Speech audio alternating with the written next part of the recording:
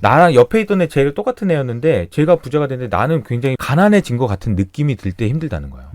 근데 그러면은 그분들이 하셔야 되는 일은 뭐냐, 등수가 안 떨어지게 하기 위해서는 그냥 아까 말한 대로 남들이 하는 거는 해야 된다.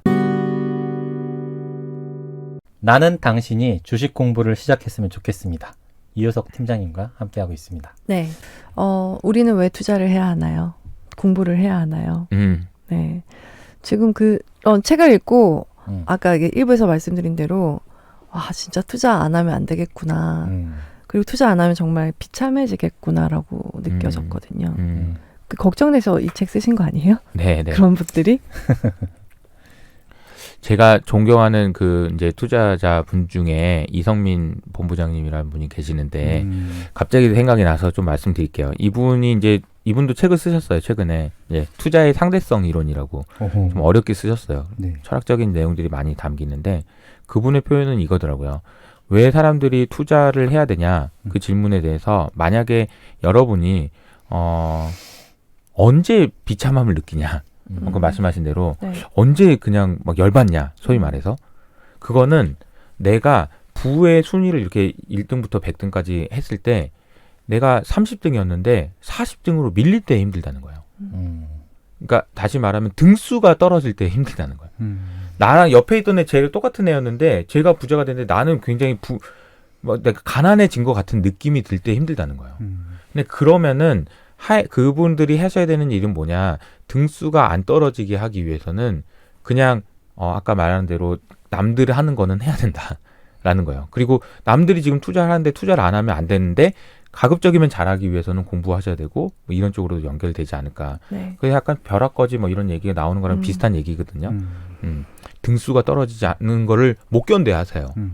돈을 잃는 것보다도 사실은 뭐 더 힘들어 하시긴 하는 것 같아요. 같이 잃었으면 괜찮죠. 그러니까. 근데 쟤는 벌고 나만 잃으면 정말 못 견디죠. 그러니까. 사실 네. 오늘 장강명 작가의 그런 글이 이렇게 오늘 보게 됐는데 전세로 사시다가 이제 집주인이 들어갈 거니까 나가라고 했대요.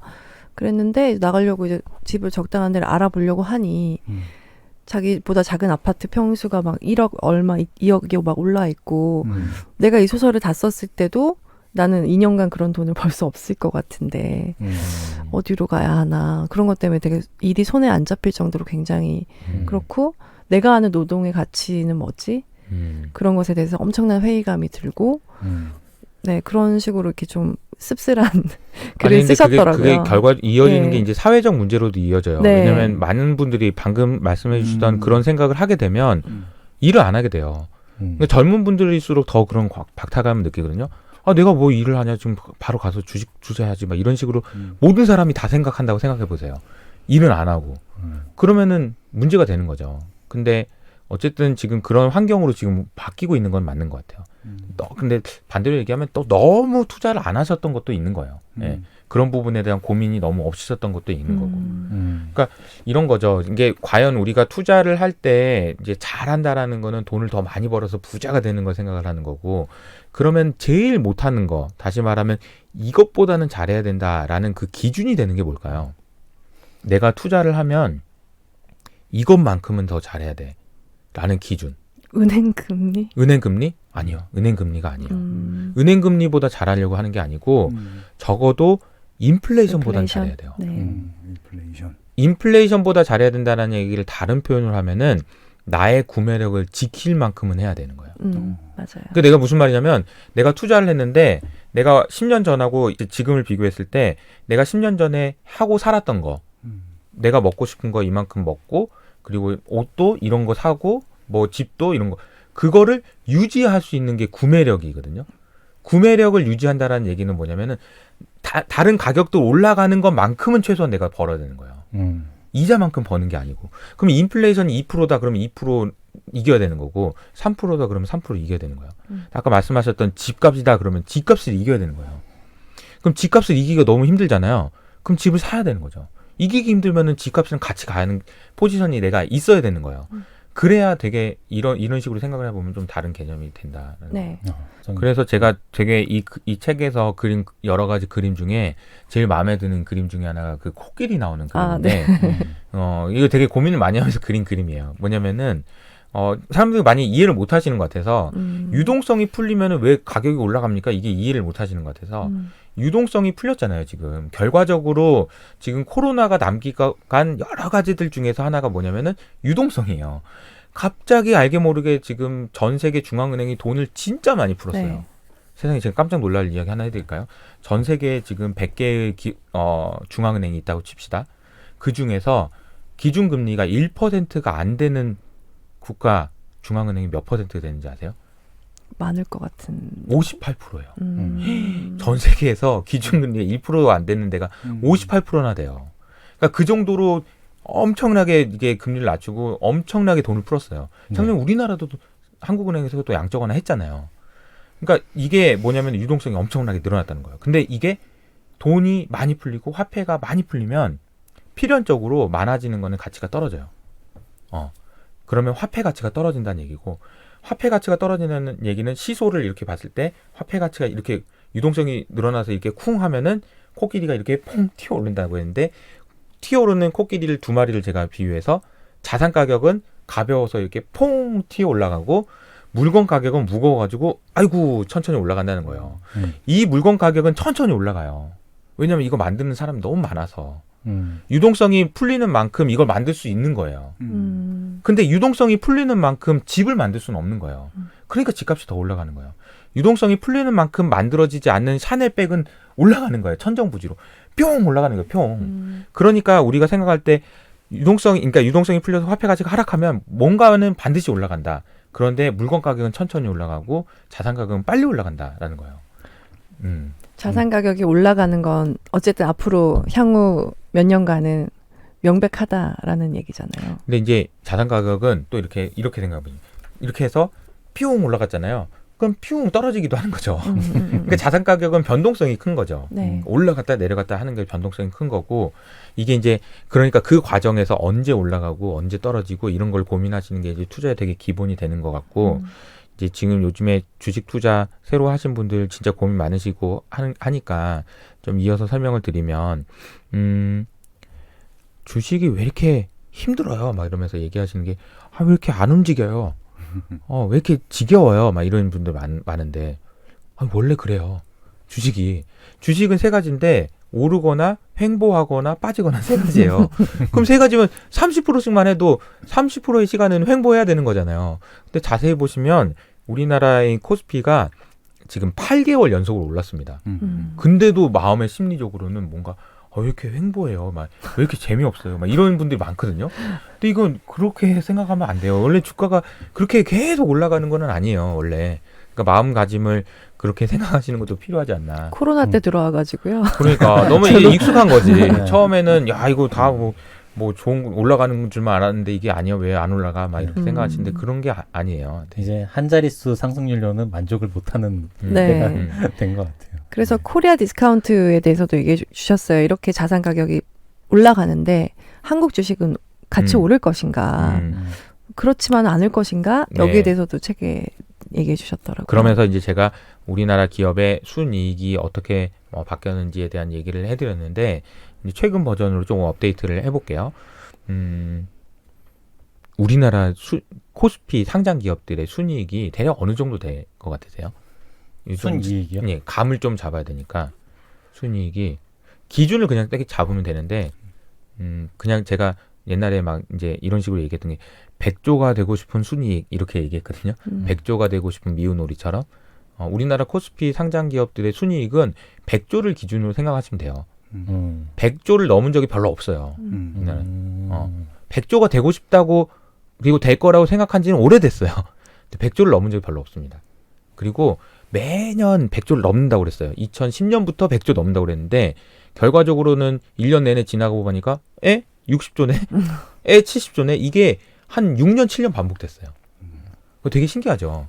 그래서 제가 되게 낯뜨거운 경험을 한 적이 있는데 해외 투자자를 제가 만났는데 그분이 저한테 야, 한국 사람들은 왜 이렇게 긍정적이냐 이렇게 얘기하시는 우리 잘 될 거예요. 거야. 아 왜요? 그랬더니 이제 그분이 얘기하신 게 그분을 제가 이제 14년에 만났는데 야 니네 작년에 연초에 니네 기업들이 110조 번다고 얘기했는데 그거 계속 보니까 계속 떨어지더라.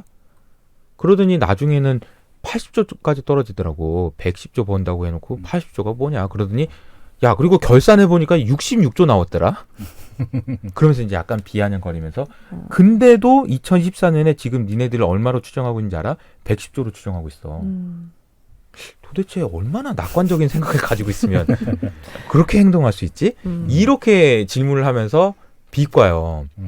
근데 그 책에도 나와 있는데 그 추정치를 보면 정말 진짜 기가 막힌 게 이렇게 전부 매년 반복됐습니다. 네. 근데 올해 유독 특이하게 이게 아주 빠르게 올라가고 있어요. 그거 진짜 특이한 거예요. 그러니까 외국인들은 아마 그거 보면서 이렇게 생각할 거예요. 아이고 쟤네들 또 저러다가 말겠지 뭐 이렇게 생각할 겁니다. 근데 제가 올해의 이익 성장에 대해서는 과거와 다른 뭔가가 있다라고 한 가지 말씀드리고 있는 게 뭐냐면은 이게 이렇게 계속 떨어지다가 이렇게 올라갔을 때가 딱 두 번 있어요. 우리나라에. 지난 10여 년 동안 2010년 그리고 2017년 두 번 외에는 계속 떨어졌어요. 2010년에는 뭐 있었냐면 그 2008년 금융위기가 터지고 나서 전 세계 경기가 박살이 났다가 올라오는 구간이었으니까 그때는 다 좋았어요. 두 번째 2017년에 뭐가 좋았냐면 반도체가 슈퍼사이클 했었어요. 그래서 이거 두 개를 비교해 봤더니 이익이 늘어난 폭이 있을 거 아닙니까? 이 늘어난 폭의 80%가 2010년에는 경기 민감한 애들에서 올라왔어요. 네. 그러니까 자동차, 뭐 그리고 반도체, 그리고 화학, 정유, 석유, 철강 뭐 이런 거에서 다 올라왔어요. 그리고 2017년에는 100%가 반도체였어요. 그러니까 늘어나는 나머지 애들이 깨먹는 다른 애들이 깨먹은 거예요. 네. 그러니까 이게 변동폭이 컸던 거예요. 그러니까 반도체가 부러지면 다 빠지는 그런 이익 성장이었어요. 올해는 다 골고루 분포됐어요. 어느 것 하나 특출난 게 없어요. 반도체도 20%밖에 안 되고 자동차도 10%밖에 안 되고 그 모든 산업이 다 좋아지고 있는 거예요. 그러니까 이게 반대로 얘기하면은 모든 산업이 한꺼번에 다 안 좋아지기는 확률적으로 어렵다.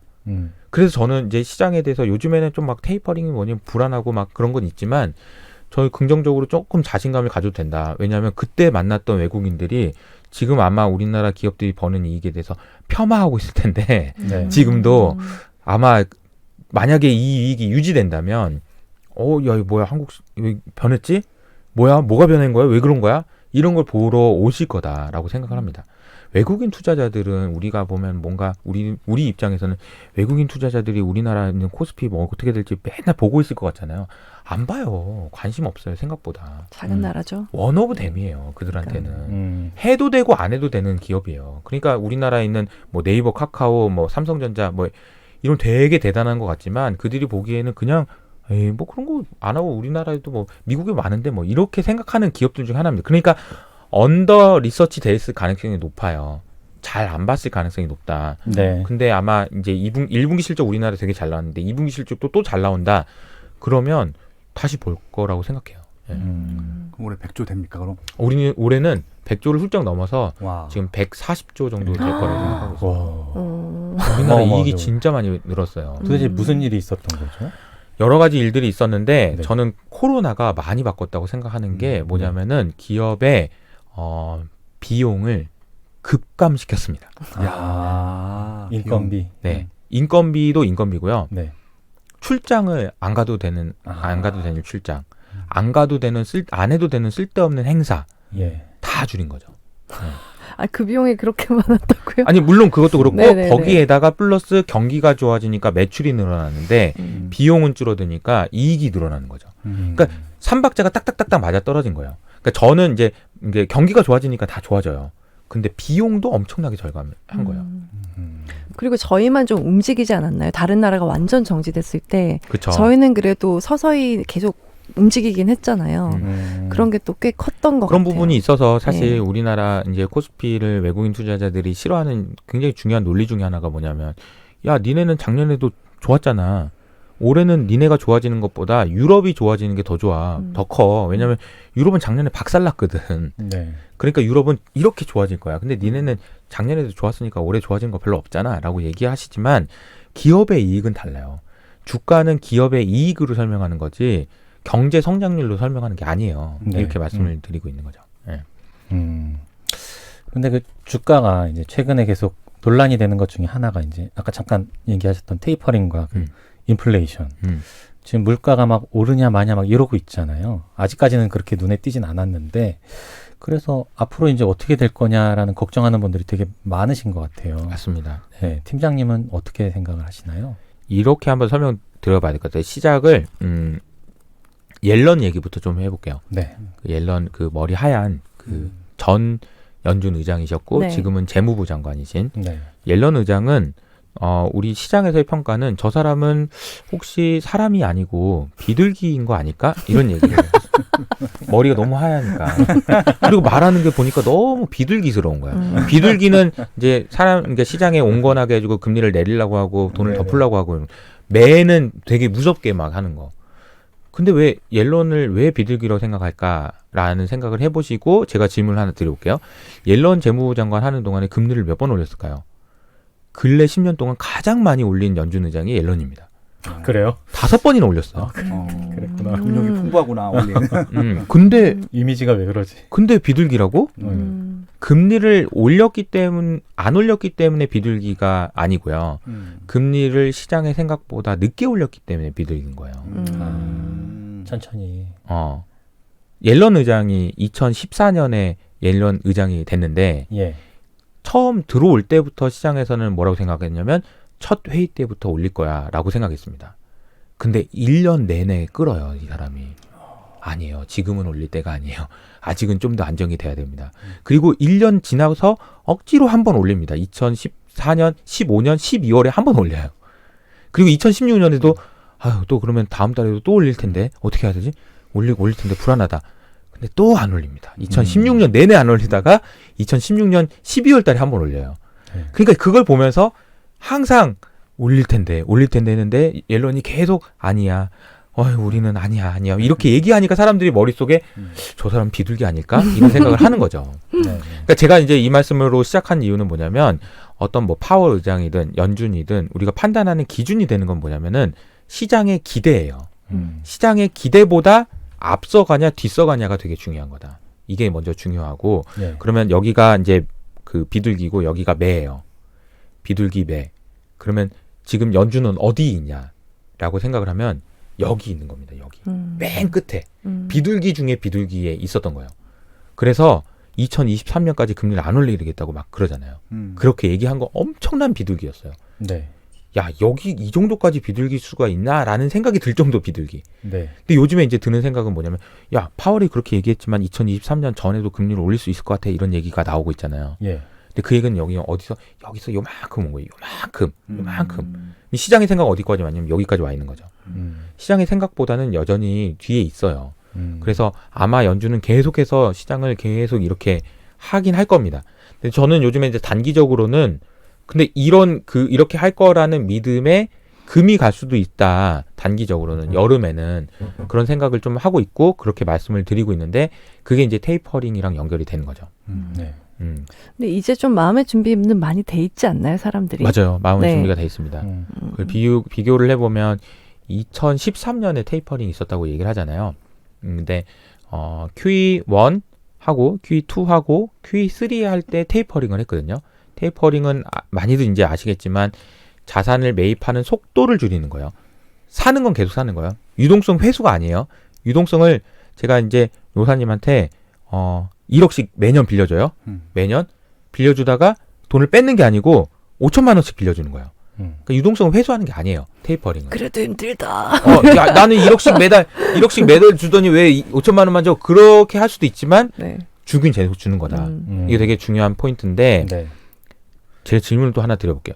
QE1하고 2 때는 왜 테이퍼링이 없었을까요? 왜 QE3 때만 테이퍼링이 있었지? 디플레이션이 심했나? 응? 압박이 심했나? 모르겠어요. 생각보다도 여의도에서도 이 질문 드리면 왜 그랬지? 잘 모르시는 분이 있거든요. 네. 왜냐하면 QE1과 QE2는 언제 끝날 거라는 거를 정해놓고 시작했어요. 자, 지금부터 지금까지 이만큼 살게요 라고 정해놓고 시작했으니까 테이퍼링이라는 게 필요가 없어. 왜냐하면 어차피 그때 되면 끝나는 거니까. QE1이라는 건 한시적으로만 하는 거니까. QE2도 한시적으로만 하는 거니까 그때 끝나는 거예요. 근데 QE3는 어떤 거였냐면은 영원히 할 줄 알았어요. 끝이 없었거든. 네. 그러니까 이제 시장에 있는 사람들은 연준은 평생 계속 사줄 거야 라는 생각을 하고 있다가 갑자기 버냉키가 테이퍼링 하니까 뭐야 안 사주기도 하는 거였어? 그러면서 이제 시장이 난리가 났었던 거예요. 발작이 나고 네. 버냉키 쇼크 막 이래가지고. 네. 근데 지금은 근데 분위기 말씀해 주신 대로 테이퍼링에 대해서 아주 세밀하게 민감하게 조금씩 조금씩 얘기를 하고 있는 거잖아요. 조금씩 조금씩 테이퍼링 할 수도 있다. 한다. 이런 식으로 얘기하면서 시장이 어떤 반응을 보이는지 계속 간을 보는 거죠. 근데 이제 제가 생각하기에는 여름에는 오늘 밤에 이제 뭐 CPI도 나오고 할 텐데 그 얘기들이 나오면서 물가에 대한 부담 이런 얘기들이 더 많아지면서 연준의 생각은 테이퍼링을 얼마나 세게 해야 되나 어떤 식으로 진행해야 되나를 결정을 해야 되는데 그 결정을 하기 위해서 필요한 건 뭐냐면 내가 이 정도 얘기하면 시장이 어떻게 반응하나를 알아야 돼요. 테스트를 해봐야 되는 거예요. 심리를 어떤 상황을 네. 그렇게 하기 위해서는 연준이 뭘 해야 되냐 말을 한번 세게도 한번 해보고 약하게도 해보고 세게도 해보고 약하게도 해보고 이 테스트 과정이 필요해요. 제가 보기엔 그래서 시장을 여름에는 조금 안 좋을 수도 있다라고 말씀을 드리는 이유예요. 왜냐면 그 과정에서 시장은 스트레스를 받을 거예요. 뭐야 어떻게 하겠다는 거야 그러면서 진짜 이렇게 세게 할 거야 막 이러면서 이제 아마 다음 주에 FOMC 회의 끝나고 나면 이제 연준 의원들이 한 명씩 나오면서 자 이렇게 한다고 저는 얘기했습니다. 그런 얘기들이 되게 많을 텐데 네. 그 얘기는 아마도 처음 들어본 얘기들이 또 많이 있을 겁니다. 그러면서 시장이 깜짝깜짝 놀라기도 하고 그럴 거예요. 근데 이제 그럴 때마다 오히려 너무 놀라실 필요는 없습니다. 왜냐하면 연준은 지금 여기 있고 아주 요 정도만 올 겁니다라고 이제 말씀드리고 있는 거죠. 좀 안심이 되네요. 말씀을 들으니까. 자꾸 이제 안 한다고 했다가 또 갑자기 한다고 하니까 막 헷갈리는 거죠. 잘 모르니까. 근데 이제 중요한 거는 한 가지가 있는데 네. 그건 미국이고 네. 우리나라는 이게 중요합니다. 우리나라도 얘기 좀 해주세요. 이게 왜 중요하냐면 잘 보시면 이제 연준에서 지금 태도가 어쨌든 바뀐 거예요. 그러니까 테이퍼링을 논의하는 것도 안 하겠다고 했다 논의를 할 겁니다. 그리고 이제 테이퍼링을 어쨌든 시작을 할 것 같아요. 그러면 그 연준에서 그런 행동을 하는 걸 보고 제일 긴장하는 사람들이 누구냐? 한국은행에 있는 사람들이에요.